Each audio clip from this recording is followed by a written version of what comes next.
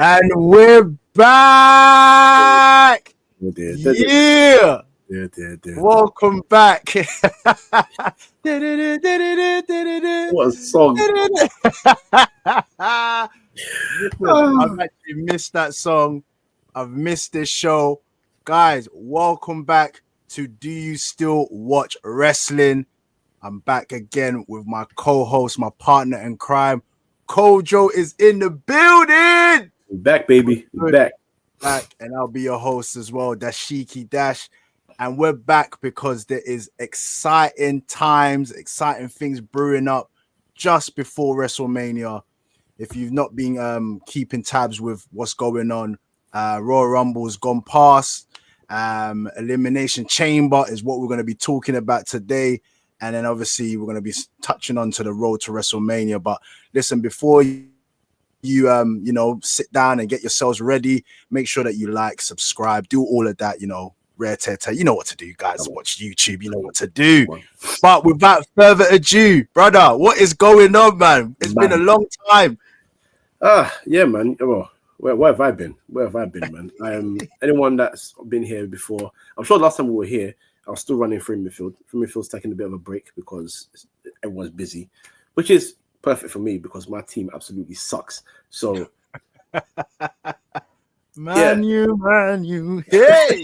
you see that song? I hate that song because every time we lose now, one of my cousins messages me with that same bloody song. Is fucking annoying. But yeah, no, it's we're good, man. We're good. Can't complain. But yeah, we're good, man. What are you saying? Good, man. Same, likewise. Obviously, taking a little bit of a break. It's life be lifing, but once we are always keeping in touch when it comes to wrestling. And once we see something popping off, we cannot allow it just chill. Because I know there's many people just like us. Either if you've been watching wrestling for a long time or you're getting back to it. I always compare wrestling to like EastEnders. You might not watch EastEnders for the longest time, which is obviously a British soap opera for those that don't know. But as soon as you jump back in, you will know all the characters, you know what's going on. And that is exactly like that with wrestling. And for those that have been hiding under a rock and not been knowing what wrestling's going on, John Cena, one of the most decorated champions in wrestling history, considered as one of the GOATs of wrestling, has finally turned heel. Now, I'm going to let you lead on this. All right. I'm going to let you lead on this. But before we jump in on this, just obviously to let you know, it's John Cena turning heel. We're going to be talking about the Elimination Chamber, which is the event just before WrestleMania. So this is an important event. It's like the last cog to the storyline of WrestleMania, which is the grandest show of them all. They compare it to the Super Bowl or the World Cup or whatever. That's the wrestling version. And John Cena, a face in wrestling terms, a face means, a goodie, a good guy, has finally turned to a bad guy after about 15 years, a very, very long run. He's turned heel, which is a bad guy. Kojo, I know you was extremely excited by this. Talk to me, bro. Talk to me. Excited was what you saw in my messages. If you saw my face, it was heartbreak, man. I'm gonna address this from two angles. One, as a fan of the character, and then as a fan of the business. Yeah. As a fan of the character, man, my heart's broken, bro. Really? I thought you would have loved this. Nah, there is, because it's been so long that the only time I really expected him to turn heel was when he was actually feuding The Rock. And we've had interviews since where he said he was ready to do that, new music, new gear, new everything, and they just pulled the plug on it. So I just got used to the fact that now it's his last year. We're gonna have a ultra face run, loved by the fans, go crazy, win the 17th world title, and just have a great time with the fans and great matches and all that. The last thing I expected was for him to hug Cody and his face to just So break it down. Let's get into this. Because there's a lot to unravel and review and unpack.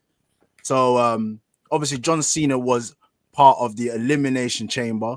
Once again, if you don't know what the Elimination Chamber is, a big, massive contraption of steel cage, not like the old school steel cage match where it's just like, this is a massive steel cage where it has 4 pods.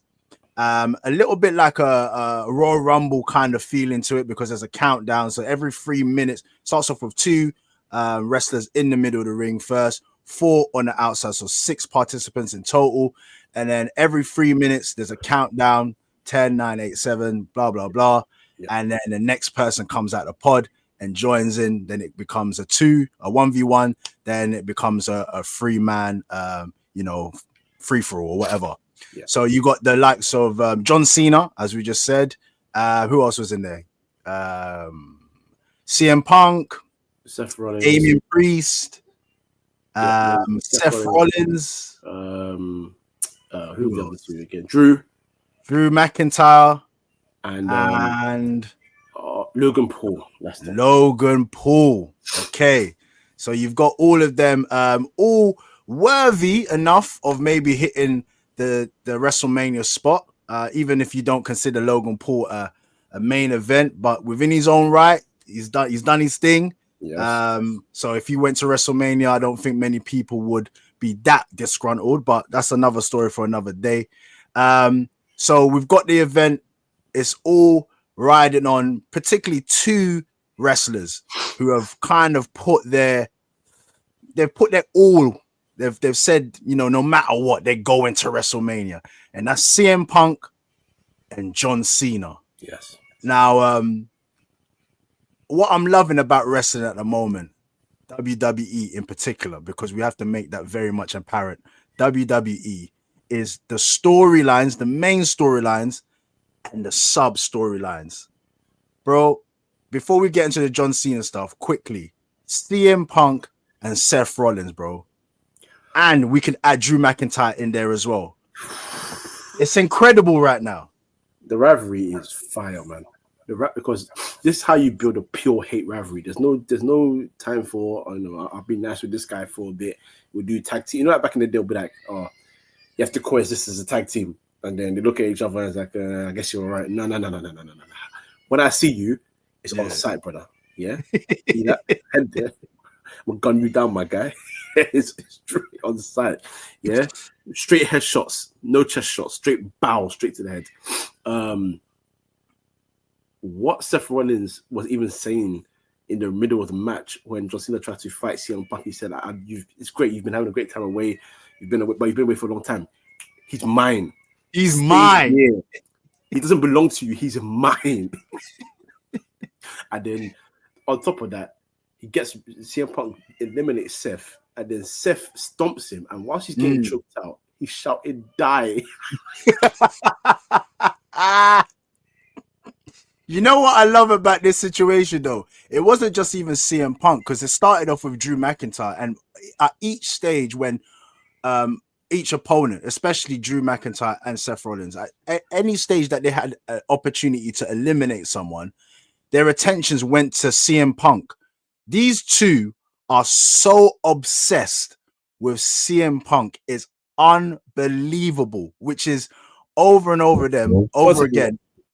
Is so for guys, if you don't know, over and over again, it's costing these 2 wrestlers.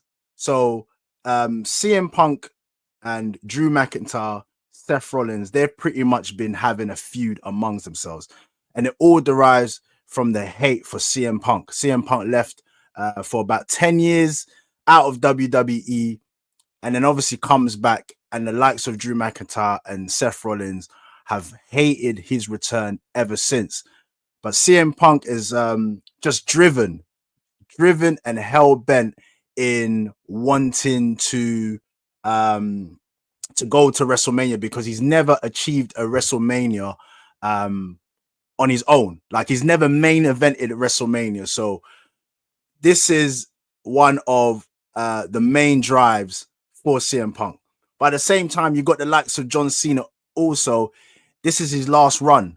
This is his goodbye tour. So he's also trying to get to WrestleMania. But the subplots that's going on in this match is crazy. So Drew McIntyre loses. He gets pinned, I believe, by Damien Priest because he takes his attention away from the actual match to CM Punk. So he's out. He's brewing. He's screwing about that. And the crazy thing about it, Damien Priest, who pins him, um, he's taking him out as well. He took the title off Drew McIntyre. So once again, that's another angle and another beef that can continue on maybe into WrestleMania. So Drew McIntyre's out. Then you got the likes of CM Punk, who also is, Seth Rollins. Hey, Baba, there you go. She's involved. She was giving Grandma stress, man. I had to go and get her, man. She's giving Grandma stress. all because she wants this. Imagine. It's milk time. It's milk time. Yeah, so what as I was saying is obviously Seth Rollins has obviously got his beef with CM Punk. He takes his eye off the ball, obviously gets done. But to be fair, there was a double team because it starts off with Seth Rollins, as you said, like he doesn't want no one else to go after CM Punk. John Cena's like, look, man, I need to get rid of you guys. So the easier way right now is to team up with CM Punk in this Elimination Chamber. They get rid of Seth Rollins in a devastating way as well, man, because he gets to go to sleep. Then he turns around. Seth Rollins turns around, gets the AA. Yeah, he did. Blood, yeah. It was tandem. 1, 2, 3. CM Punk's obviously Seth Rollins is out. Then you've got CM Punk and John Cena. Obviously, this is pretty much like their last run in it, or if anything, this is their last opportunity for them to fight against each other, because the most likelihood is CM Punk will continue, and we know that John Cena, this is his last tour. So they shake hands, they embrace, they get into it, fighting back and forth, old school, going back and forth, which I hate, but it gives you that nostalgia of old school wrestling. Yeah. Then we see obviously John Cena gets the better of the exchange, does his move. Then I can't remember the sequence, but he gets hit or something. CM Punk gets hit to the ropes. We think that Seth Rollins has come out of the Elimination Chamber because there's a gated chamber, but Seth Rollins must have rolled over to the side. The referees don't pull him out, which is a crazy thing. And then he curb stomps him right down onto that steel bit of the chamber that's just outside of the ring. And then that's when John Cena pounces, gives him the STF, which is a mad, crazy move where the leg is pulled right to the back of his head. All the way back. And I like what John Cena was saying as well to him. It's just like, I'm sorry, man. I'm sorry, because that's like the perfect opportunity, obviously, to get his way into the WrestleMania match, innit? So obviously, with this being done, we know John Cena is going to WrestleMania. His goodbye tour. This is going to be his opportunity to get possibly the 17th title win to surpass Ric Flair. Woo! Woo! Which is another controversial thing in itself, but let's just keep it as that. So the opportunity is there. So the cage obviously goes up. The chamber goes up, as we know. We all know it's all about pointing at the sign. John Cena's music is blaring out. Probably the likes of you cheering, celebrating hard. This is all in Toronto, by the way, guys. Elimination Chamber in Toronto, which was quite decent in terms of the fan base. You know, there was a massive pop for Cena to win. Then we hear,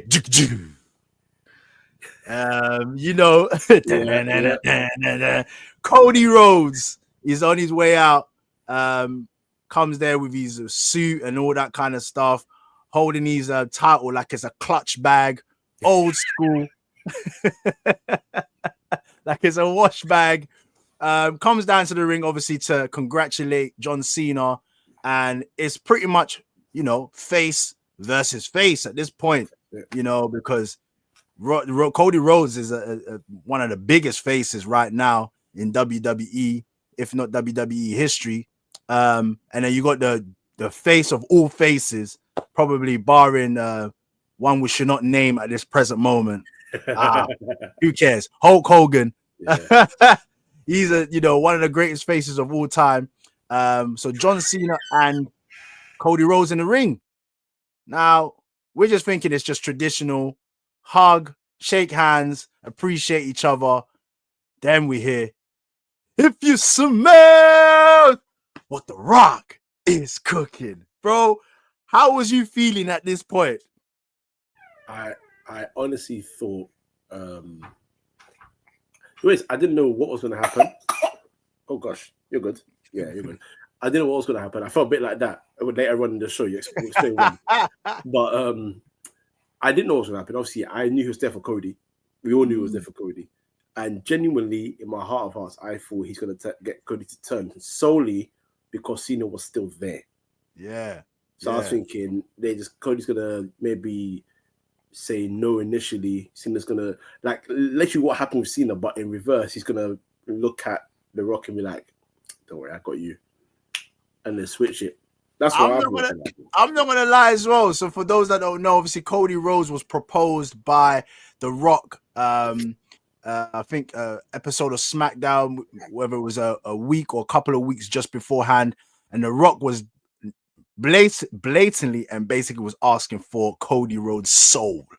Like, you need to become my champion, as The Rock is the final boss. You need to become my champion, like the corporate champion of back in the days. And, everything that you want, I will provide beyond your wildest dreams. I want that. This is what it's all about. The WWE Championship, our championship. No. My brother, I want your soul. With a little tap to the side of the head as well. Very cute. So The Rock is the final boss. He runs things, quote unquote. So he wants Cody Rhodes' soul. He wants him to be his champ. Although, they've previously feuded and stuff like that, but The Rock has recognized, like, we have a good one in Cody Rhodes here who can take the business, as far as it needs to be. But under my, tutelage, under my watch, he needs to be my champ. So he's giving him until the Elimination Chamber to give him that answer. So The Rock's music plays out. Cody Rhodes is, doing his best to kind of contemplate. But, we all know that he had these mindset on not joining The Rock. So he says, my soul was gone a long time ago to this business and to these fans. So cheesy. The fans, cheap pop, they're clapping, they're cheering. John Cena's cheering. Typical, vibrant John Cena. Sometimes I feel like he does things over the top. He's jumping around in the ring like he's got ants in his pants. So he's at this point, we don't know what's going on in it. Cody Rhodes once again reiterating that he ain't gonna join in, to the point he's just like, yo, F you. Like, Put it straight, man. Like, straight, fuck you, like, boom. So I was like, what? All right. So that prompted John Cena to be like, yo, like, I'm proud of you. Like, you stood up to The Rock, gives him a hug. And it was like a kind of Goodfellas kind of situation right there, because as soon as he locked eyes with The Rock gave him the sign. And that was it. John Cena's face turned stone. Kick to the midsection, to the bullshit, I say, down below. And that was it. And don't forget as well, I even forgot a special guest that was in the ring as well, man, which I didn't quite get and understand. And if I'm going to critique something about The Rock lately as well, man, all of these remixes to his song, man, is getting on my nerves, man. So what did he say? He said in one of those press conferences that I think he's trying to add it to his character, the fact that he's manned them with people like Lil Wayne, Travis Scott. So you hear the "If You Smell," and then they'll play his song. And he couldn't get Lil Wayne to come to SmackDown when he did that the first time, but he got Travis Scott to come to this one. And I think his idea, if this is my fault now, his idea was, how when Hogan turned, they used to have like Dennis Rodman in. Yeah. Okay. They'll have Travis Scott as their sort of celebrity in there who kind of Honorary member, yeah, because he's a fan, he gets it. Because when the low blow happened, he wasn't just standing there doing something stupid. He was like, "Come on, yeah. come on." So he was selling it. He done really well, like, you know, because once he was in the ring, it didn't seem awkward or anything like that. Only to the point where I'll get onto is like when he's slightly involved. But obviously John Cena's given Cody Rhodes the low blow. He's gone down, and they, you know, him and The Rock can just, he started the beat down of Cody Rhodes. They bust him open. He's cut. He's bleeding. Couple shots with the title. Punches to the head. He's cut open. Then John Cena and Travis Scott. At this point now, Travis Scott's involved. It felt quite awkward because it's like they didn't know what they were doing at that particular time.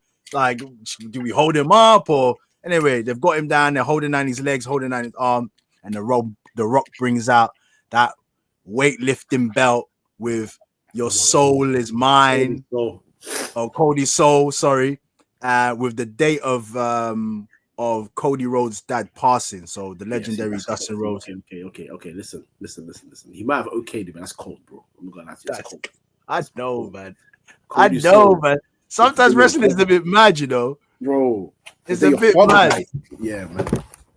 The day your father died is mad. So they whipping him. So the Rock's whipping him. And then there's a point now, Travis Scott, I don't know whether he got overzealous or whatever, but he slaps him clean. He slaps Cody Rhodes in his face to the point Cody Rhodes has to turn around like, yo, like that was a bit too hard. I know they must have had words at the back. Hey, yo, man, what the hell? Why you slapping me for like that, bro? Come on. Right. So you do to it, yeah, but come on, man. So the alliance has been made. John Cena's turned heel. Now I know that you were saying that you weren't really feeling it based on your fan, but on the fan perspective, like you didn't want to see John Cena turn. Yeah. So as a fan of the character, I had got so used to him being who he is. Yeah. So I think, bro, it's been almost 21 years since he's been a good guy. So at this point, I'm like, there's nothing for you to do as a bad guy at this point. In fact, I'd even say you have more identifiable matchups with the heels they currently have in the company, slash the tweeners, because Seth Rollins doesn't really feel like a face. He just feels like an angry guy right now. He can have a great match with him. So that's what I thought. So as a fan, just because as a fan of the character, it was a heartbreaking moment. It was like, whoa, you never thought John Cena would become a bad guy. Like that's crazy. So on the other hand, go on. Fan of the business, this is flipping sick, bro. It's sick, bro. This is crazy because they've done something that no one saw coming. Genuinely, no one saw coming, and the more it's spoken about by The Rock in his press conference after the show, or anyone else that's spoken about it, it's like the signs were there right in your face and you just ignored them because you just didn't recognize them. Standing there and doing this for ages at Bad Blood, and everyone's like, what's he carrying 1, 2, 3, 4? What does that mean? But it came with something, and he even addressed it. He said, look, on the internet, guys saying that I went to Bad Blood and I did nothing. Everything has purpose. Everything has purpose. And then even Cena changing his whole thing about, you have to earn it. He just said, look, I've been here a long time. My resume speaks for itself. I'm in the chamber. Point blank period. And no one questioned it. Yeah, no one questioned it. Even that's another one in your face, like, damn. And then even the last one that really annoyed me, to myself anyway, that I didn't see was, have you ever seen, since he's been a good guy, John Cena so desperate to take advantage of someone else doing his dirty work in the ring? And because when the curb stop happened, he didn't take more than a second to think, I need to get this guy up. You should be there, like, the integrity went. Yeah, you should be like, what are you doing? Bro, he just ran to CM Punk and choked him. He didn't do STF with the hands locked. He had his arm around his neck. I was watching it, I was like, how did I not see this? For me, sorry to cut you off. So for me, I'm looking at that and looking at this situation right now is a form of desperation. Yes. He's now realized, like, this is my last opportunity to get this title at WrestleMania, and I can't afford to try and do this the long way. Yes. Like, in order for me to be 17-time champion, I need to win this by any means necessary. Facts. Yeah, by any means necessary, which is what will probably be the driving factor to, later on kind of promos, that it's like, this is a business and I'm here just to, collect what I need to collect and cement my legacy as the greatest of all time with the 17 titles, which is going to be very, very interesting to see if he can really get it at WrestleMania. But we'll park that up for a second. What I want to say about the heel turn is, although I know they're gonna make it work, This is WWE. They're gonna make it work. Yeah. I just felt like the sequence. I don't know if it's because both The Rock, Cena, they've been out of action for a while, but it just felt a bit jittery and not clean and how it played out. But that's my only critique on that segment. In what sense though? Like, what was it that made you feel like that? I just felt like, the even just the low blow. I felt like they could have been a bit more inventive in terms of just the turn. I felt like they just waited. I can't lie. I don't know. Maybe I'm overlooking it, over critiquing it, but maybe I will say this. Where they can take this story right now is crazy. It is actually crazy, because I'm looking at WrestleMania now, if we can skip onto that, and I'm thinking it can go two ways. It can go literally that he goes and wins the 17-time title, or there could be other people that could come there and maybe spoil the party. Roman Reigns is not about at the moment. So that could be one angle. Also, another angle for Roman Reigns, you've got him maybe getting his involvement with CM Punk, but I'll talk about that in a second. But how do you see John Cena's run now as a baddie, which is, how long has he got now? Until when? Basically to December. So he's got 9, 10 months, yeah. So do you see him seeing out the heel until December? No, I think there's going to come a moment in time. So I think he's going to be successful in winning the title, but when he loses it, I think something's going to happen between him and The Rock. I think we're going to have a trilogy. I think we're going to have a rubber match. I don't have much interest in seeing that. I'll be honest. I don't think that needs to happen. The Rock and Cena one more time. I'll be very honest. I don't think it needs to happen. But I don't foresee them letting the biggest face go into the distance as a heel. The reason I say that is because now that the way they do things, you have to really like sit there and be like, oh, what about this? What about this? It's fun, but it's annoying.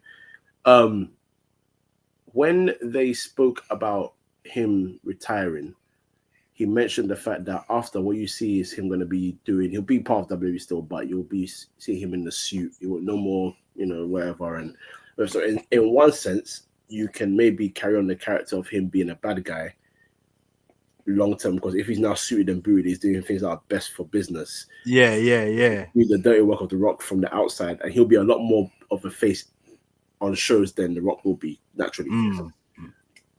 But I think they're going to let him go through this run, and I think what's going to happen is about 3 or 4 main wrestlers that he's had rivalries with are going to try and get him to, in the words of Eddie Abu, wake the fuck up. So, so I think, shout out Eddie Abu. So I think that's what's going to happen, because like you got CM Punk is saying, I know we haven't discussed Raw yet, but there's a bit of a spoiler for anyone that hasn't watched it. He's going to go on a rant, which is great to listen to, by the way. But he pretty much said, you've done everything that I thought you were going to be in the first place. That's why you're throwing you let down the kids, yada, yada, yada. But I think it's going to become a moment in time where it's going to be like, what are you truly? Are you really this guy? Or are you just going to be this guy's bitch? Because that's what it looks like to me. And they're going to call him out. And I think it's going to rattle him to the point where he's going to look a bit funny at The Rock. It's going to be a little bit of doubt. And you know, The Rock, the one thing that keeps playing in my head now was when after Mania, when Cody beat Roman Reigns, and he stepped to Cody the next night on Raw, and he looked at Cody's eyes and said, "Don't break my heart." When John Cena eventually breaks his heart, it's going to be peak. It's going to be peak. And he might even break his heart when he's got the title. Because if he's desperate to win the title, once he's got 17, what's left to be done? That's it. He's done. I don't need to be this guy anymore. I've done it because it was right for business for me to get what I needed, but now I'm done. So I don't need to be what you want me to be anymore. That in itself could piss The Rock off as well. And that's what you're saying. There's so many avenues. There's so many. Do you think they will break Ric Flair's record? Oh yeah. I'll put that in football terms. Yeah. So I look at Ric Flair the same way I look at Nicholas Anelka. He was a wrestling hoe. Yeah. He was going from club to club to club. And whilst he was winning accolades, fair enough. Maybe Nicholas Anelka didn't have the success of Ric Flair, but in terms of moving from place to place to place, he was never a straight WWE guy. He hasn't won 16 WWE championships or 16 world titles whilst the world title was under the umbrella of WWE. He was at WCW. He was at NWA. He's not a WWE boy. Whereas John Cena's like, actually, no, I can't say he's like Ryan Giggs because he hasn't had a scandal like Ryan Giggs. He's more like he's like a Stevie G. Yeah, he's more like that. You know, he's more like Stevie G. He's done everything he needs to do at the club. Yeah. And he will remain at the club. And the only reason why he's gone to Hollywood is because of opportunity. Just like Gerard went to America, he won't do a Lampard and come back to the other side. And actually, let's call him Lampard because he's scoring against his own team right now. It's a bit peak. You know what I mean? He came to the Overlords and City. He can call The Rock, and he's scoring against his former club, and it's a bad time for everybody. Everyone's pissed off about it. But it makes sense. It makes sense that at the end of the day, this is the guy that they homegrown. He came through as a prototype. Then he came through as a doctor of thugonomics, and then the franchise all under the WWE umbrella. If someone is going to hold those 17, it's going to be him. And if they don't give it to him, they'll give it to Randy Orton. It has to be one of the two.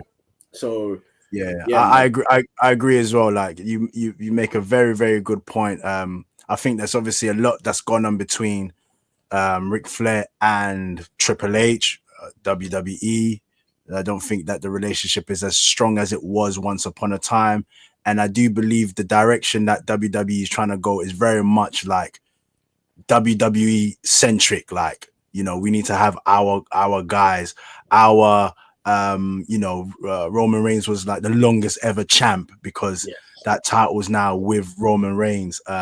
You want to have the 17-time champion, like the record holding, which will be John Cena, who's a WWE guy. So no longer having all of these Bruno San Marinos and all them kind of San Marino is crazy.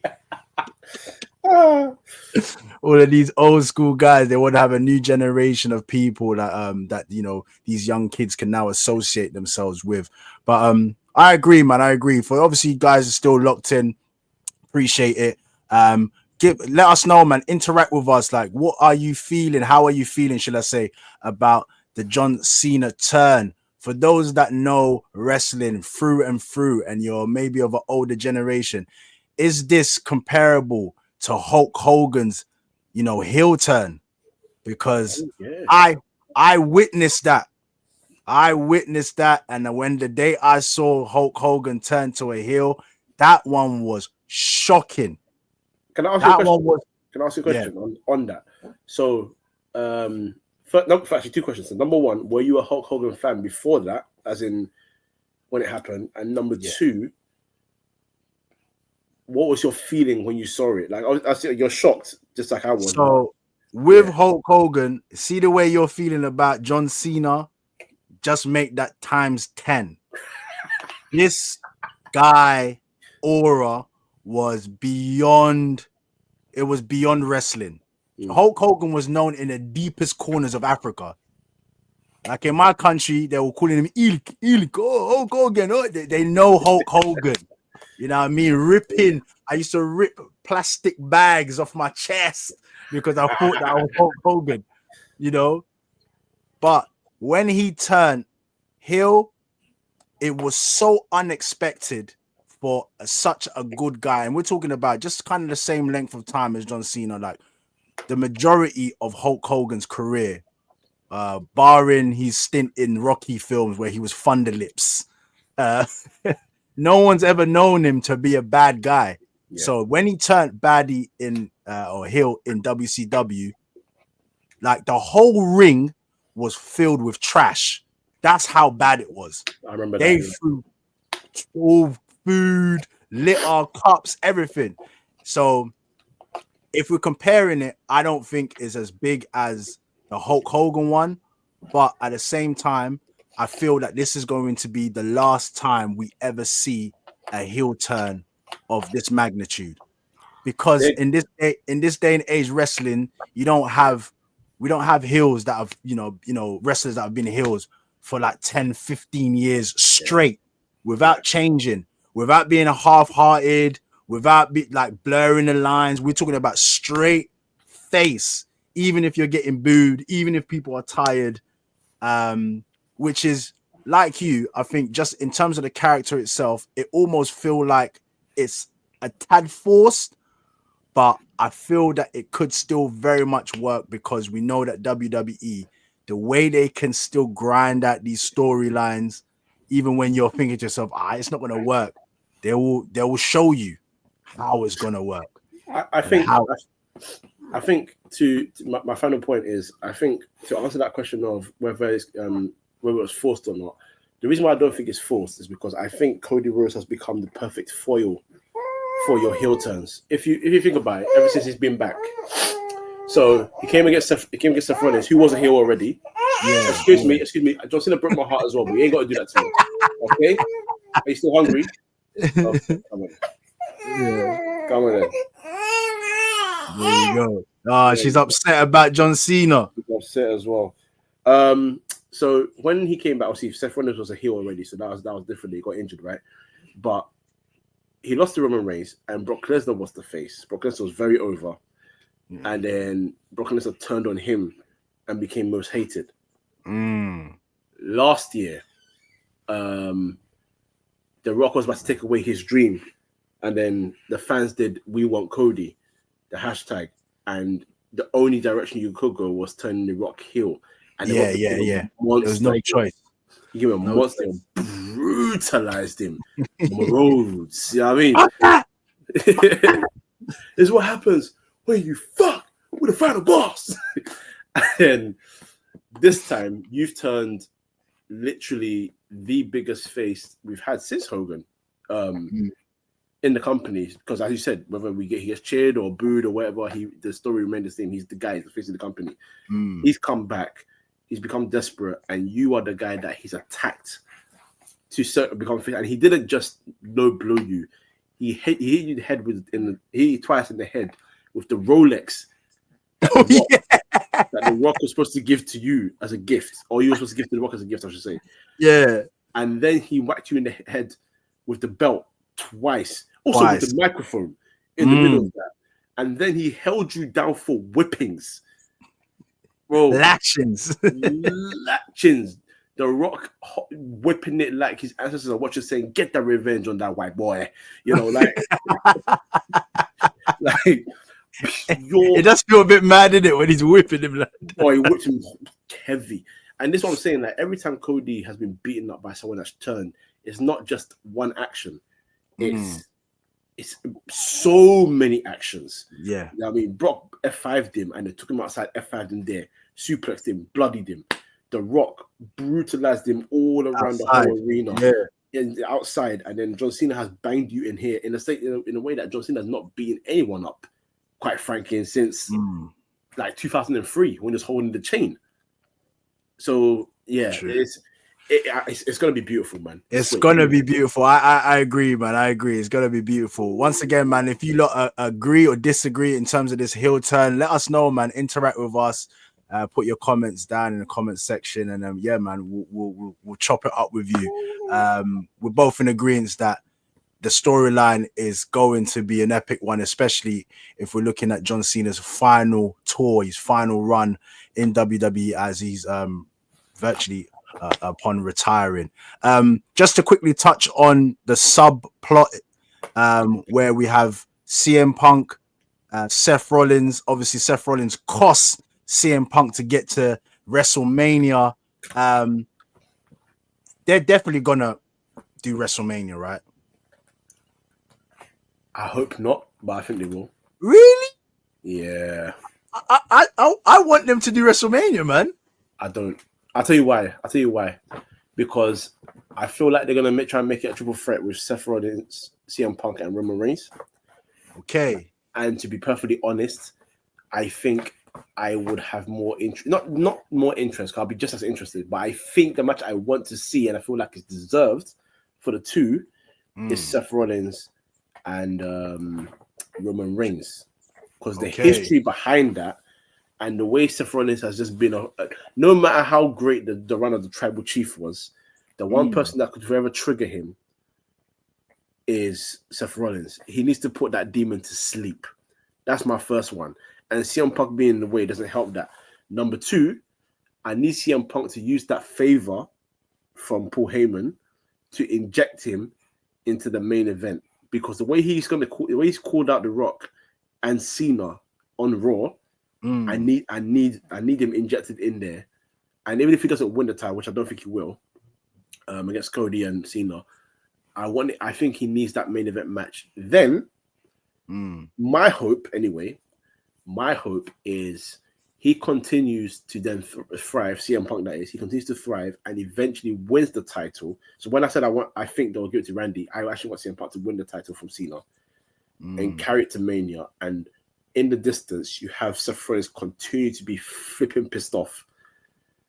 He wins the Rumble next year, and then you have that, right? Because they have so much hatred, and what WWE have done with the creative is they've allowed somehow these moments of hatred since he's been back, for him, for Seth, for CM Punk, for Drew, and for anyone else in between that's got involved. The way they've dragged the hatred out, it can drag for years and it cannot get boring. Sort of like similar to how Kevin Owens and Sami Zayn on. And I'm not saying get back as friends and then hate each other again. I'm talking about just real hatred. I'm gonna F you up. And if Seth Rollins loses to Roman Reigns at Mania, we might get someone that's gone past angry. To be quite frank, he's throwing everything at everybody until he gets what he wants.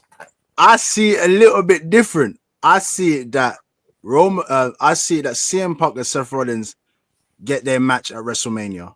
Right. Possibly you could add Drew McIntyre into that mix. Okay. And just make that match just about hatred. Pretty much both of Seth Rollins and Seth Rollins and Drew McIntyre not making their minds up on who hates CM Punk the most. But CM Punk perseveres, and this is why I was talking about the aspect of how do we use Roman Reigns in this. I know that Roman Reigns is larger than life, so the likelihood is he could be injected into The Rock, Cena, and Cody Rhodes storyline. Okay. But we park that up and it's just a sense of CM Punk's favor. He asks obviously the favor to beat Seth Rollins in WrestleMania. But check this out. So if we then continue this rivalry, it's a case, as you just said, CM Punk is still in WWE. He eventually wins the title down the line. Right. That title then is defended at WrestleMania as he mains events against Seth Rollins. and then that's where he will drop the title to Seth Rollins. Now, the only reason why I say that is dropping the title to Seth Rollins at WrestleMania is since CM Punk has been back, CM Punk has been beating Seth Rollins all the time. Yeah, all the time. Yeah. So there must be a point where it's just like, look, when I come back, we'll go for a run where I'm beating you. I don't mind. And also Seth Rollins is like, I don't mind. But when it comes to WrestleMania, I have to have that. And, okay. And then CM Punk is like, I can take that for the fact that I don't need to win at WrestleMania the title. It's just the fact that I need to headline. So headlining would be he will take the title to WrestleMania. Right. That's how I can see it. And that would make it more exciting for the fact that if CM Punk loses at WrestleMania, it still holds weight more than just like you're winning the title at WrestleMania. You get what I'm saying? But that's how I see it. Hey, but so I don't know if the favor is much needed to beat Roman Reigns at WrestleMania. So that's why I might hold back in saying that CM Punk will ask for that favor and see more Roman Reigns gets injected to help Cody Rhodes. And you know what I mean? That situation there. You know what? What's beautiful about that? We have the same ending, but the rules are different. And always, we just, in the words of the final boss, we just sit back and enjoy the ride. The final enjoy the ride. That's it. It's crazy. It. But let's quickly run through other highlighted moments. Women's Elimination Chamber was won by Bianca Belair. Bianca Belair, which I was very, very shocked about. I thought it was going to be Liz Morgan. I was supporting Liz Morgan because I just thought, Liv Morgan, I was thinking we need that kind of heat between Liv Morgan and Rhea Ripley, you know, all this Dominic Mysterio, you know, love triangle stuff. It could easily be taken to WrestleMania, but we know that's not going to happen because Bianca Belair is Elimination Chamber winner. And then at Raw, which I do not understand what's going on, Io Sky wins the World Women's title. Listen, I'm delighted about that. I'm not gonna lie to you. I'm over the moon about it. So we've got Bianca Belair and Io Sky so far, and what it looks like is going to be WrestleMania. Yeah. But I think the main thing about the Women's Elimination Chamber was Jade Cargill coming back, seeking revenge. Now, if you lot don't know, she's been out of business. He's rubbing his chest. Because there was too much black beauty for me on show to digest, man. It was too much. Bianca in the corner looking devastated. And then Jade Cargill comes out looking like she looks like money, man. She looks like money. Ooh. But she comes back after being on the injured list. The storyline was that she was tag team champions with Bianca Belair. She got taken out by a mystery wrestler person, and we don't know what's been going on. But all of a sudden, Bianca Belair couldn't just drop the title, so she recruited Naomi, who's kind of been the third wheel in their kind of group. Naomi now has become WWE tag team champs with Bianca Belair. They've gone through their run. They've lost the titles, but there's still this mystery about what happened to Jade. Yep. So there's speculations that it might have been Naomi, but she's refuted that. And they've pinned the blame on Liv Morgan and what's her name again? Raquel. Yes. What's her nickname at the moment? Big Mommy Cool. Big Mommy. I love that. Paying homage to the Big Daddy Cool Diesel, Kevin Nash. So anyway, Jade Cargill comes busting through the Elimination Chamber. Naomi's in the ring. Liv Morgan's in the ring. And we all think that she's going to, head over to Liv Morgan. She sidesteps and starts beating the hell out of Naomi. And when I say beating the hell, beating the dog shit out of her. Like brutalized that woman. Brutalized her. I'm not usually most of the time I'm not here for black on black crime, but that was worth watching, man. That was worth watching. I mean, not lie to you guys. Great cinema as well, man, because you got Bianca Belair in the pod. The pod's not open yet, and she's crying her eyes out. She's distraught. These are her best friends. They're fighting. But the subplot is the fact that Jade Cargill is blaming Naomi. We don't know if it's outright. We don't know if it's just an accusation. But at the moment, it seems like she's pointing the finger at Naomi, and we're gonna find out SmackDown whether or not this is the truth. It's almost got the Rikishi, running over Stone Cold. I did it for The Rock. I did it for you. I did it for The Rock. So we might find out that Naomi is basically she did it and might explain, or my thought process is maybe it was Bianca Belair. So that's where I am. I think she was hired by Naomi. Or I think she was hired by Naomi, or the footage that we're going to see, it could be she's kind of sort of dressed herself like Naomi. One way or another, she's got involvement. And that's why I messaged you saying I think you're going to get your heel turn. And I think the second thing could be, that second angle, which also involves Bianca becoming a heel, is even if she doesn't have involvement, she might choose Naomi over Jade. Yeah. That's how I see it. And I think you will see that all transpire sort of just after Mania, because I think she's not going to win the main event. I think she's going to piss her off. Or win the title at Mania, and I think she's going to piss her off. Please, just turn, man. We need this heel turn. You need it. I need it. I would actually chill this heel turn more than John Cena's. Fair. Bianca Belair's heel turn, to me, will be bigger than John Cena's. Do you not think that would be crazy? Do you not think it would be crazy, though, that they turn her and Cena, they're two, I won't say cash cows, because they earn their stripes, but they're their biggest money. Well, she's the biggest money earner in the women's division besides Rhea Ripley. Yeah. So her and Cena turning heel within the same amount of time would be nuts. It's about time, man. It's about time. And crazy enough, the Street Profits right now, they're heel turned. Yeah. So it'll be very good to see. And I feel like it will break down like that when it will come to the point. I don't even think Naomi knows right now that she's probably been set up. And it just turns around that, yes, it was me who did it. I needed to get you out of here. You was taking my spotlight. You was taking my shine, rare tear. And then basically finally have the beef between Jade Cargill and Bianca Belair. Let them have their run, because two phenomenal athletes. And this is why I've loved the fact that women's division has, the IC version of the women's title, and you've also got the US title for the women, because these girls need to be on heavyweight listing. Like I can't be seeing Jade Cargill going up against Alexis Bliss. You know what I mean? Like, no, sorry. Long on them days. It is a mismatch. Yeah, it's a mismatch. So I'm looking forward to that storyline to be broken down.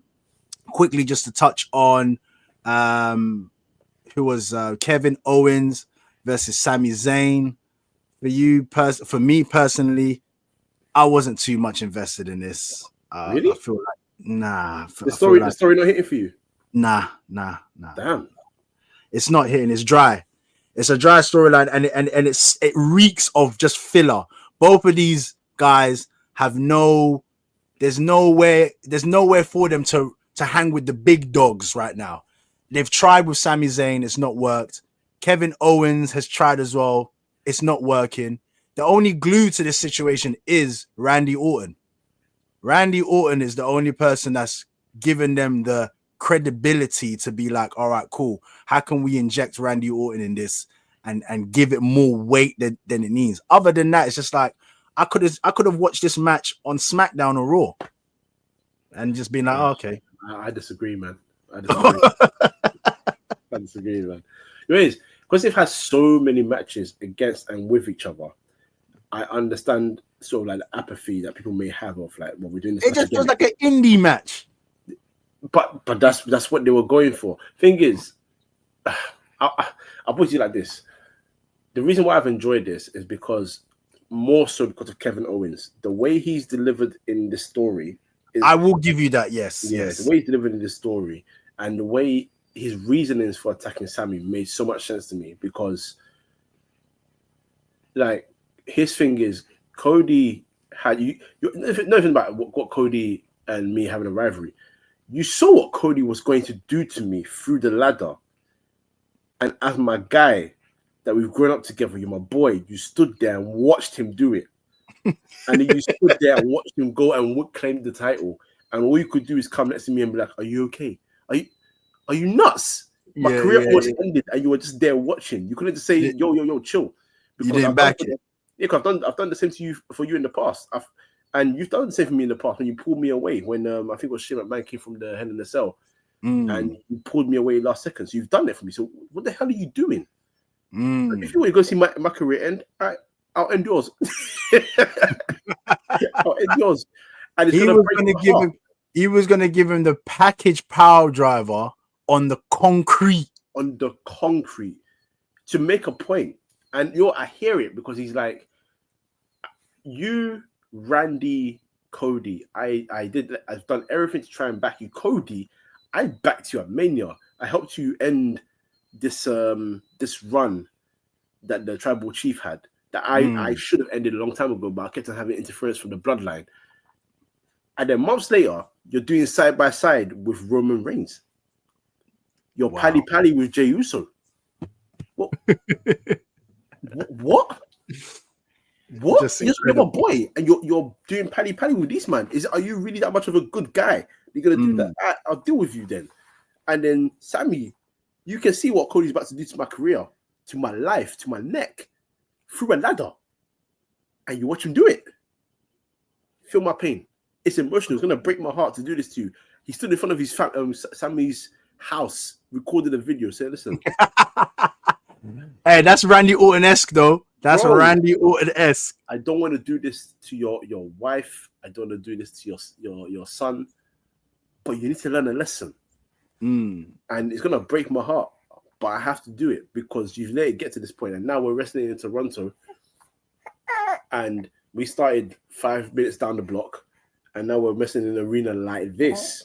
Yeah. The perfect way for me to end you. And boy, power bombs on the apron, the ringside apron, and then you finish the match and you're gonna go and power drive him on the concrete. Yeah, man. I'm not trying to end your career. I'm trying to end your life, to be quite frank.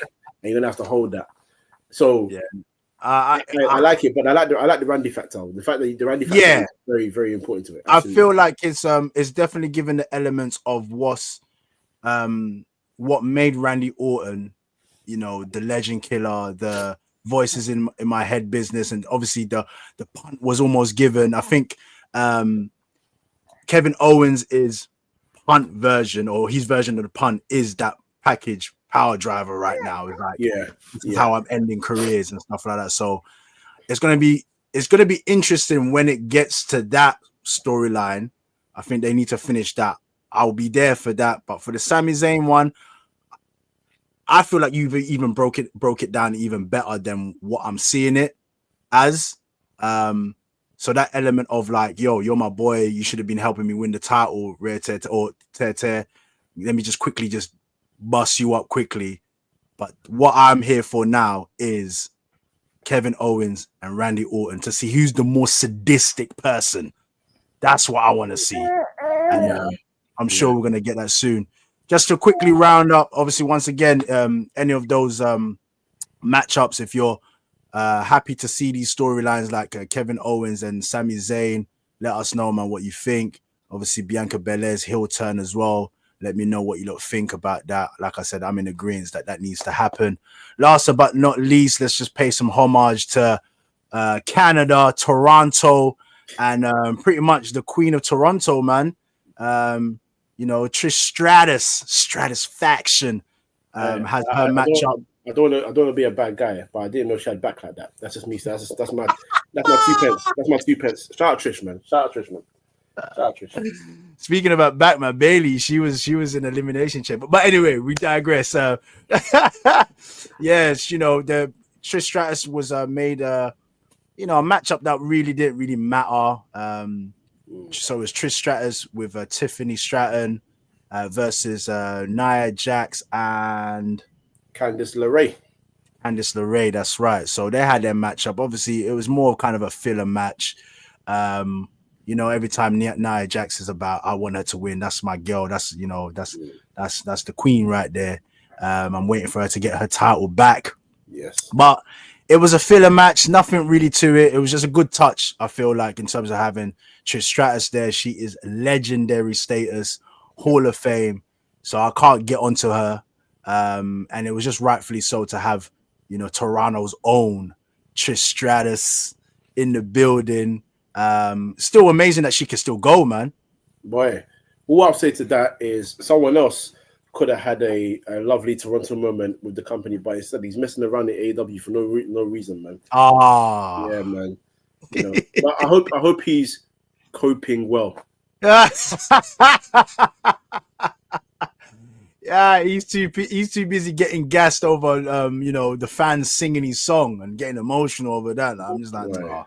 who cares about all of that, man? But all in all, if you was to give a rating in terms of the Elimination Chamber, if we just give it out of 5, what would you give it? Oh, 4 out of 5. Yeah, 4 out of 5. Yeah, it wasn't perfect, but it was near perfect. It was fantastic. yeah. We felt like both as well, so that's going to go down in history. I felt like both Elimination Chambers for the men and women were fantastic. Yes. I'll give it that. So if we're just saying the Chambers alone, I think it's one of the best Chambers events for a very long time, in terms of like the subplots, the beef that were happening between beefs, even with the women's one as well. Like, it's like, oh, okay, they've got their thing going on here as well. Yep. You know, but all in all, I agree. 4.5. That's what I'll give it. I'll give it a solid one. Raw. Do you watch Raw? I watched it. Yep, I watched it. Yeah. Anything in terms of what we can kind of expect to be heating up? Well, definitely Seth Rollins and CM Punk. I know they've announced the match for next week, so that's going to be fun. Steel cage, so that's going to be brutal. I am interested to see what happens with Rhea Ripley's character, because she was visibly very cocky and then frustrated after with herself, very frustrated. In fact, for anyone that watched, and just before the show is about to end, you can hear you literally shout. So, wow. Yeah, I didn't watch it, so yeah, crazy. I'm looking forward to the whole match is fantastic. So if you get a chance, do watch that match and what transpires. And literally watch it until the credits come up. You can hear at the end she literally shouts because she's fuming. She's selling it well. Yeah, it was great. But those would be the main two to take away. I think SmackDown's gonna be fired though. So let's keep SmackDown is what's gonna be fired. That's gonna be Friday, guys. Obviously, if you don't know, Raw is on Mondays. It's on Netflix now. Cheap plug for you guys. You lot don't pay us, but yeah, it's on It's on Netflix. So for those that are not interested in wrestling, but you now have the opportunity to click on and wrestling, WWE Raw is on there. And then obviously SmackDown's on, I think it's on TNTs and stuff like that. So no, we're in the UK, bro. We get it all on Netflix. So okay, so that's all on there now. So you can watch that on Friday, which is going to be the juicy part of what wrestling is about. To find out what's happening with John Cena, The Rock, Cody Rhodes. So that's going to all unravel on Friday. So I'm going to watch that, and then we're going to come back to just let you lot know what is going down. Once again, for those that don't watch wrestling or you've been out of sort with wrestling, that's the question we ask you, man. Do you still watch wrestling? I know we do. Anyway, until the next time, guys, peace.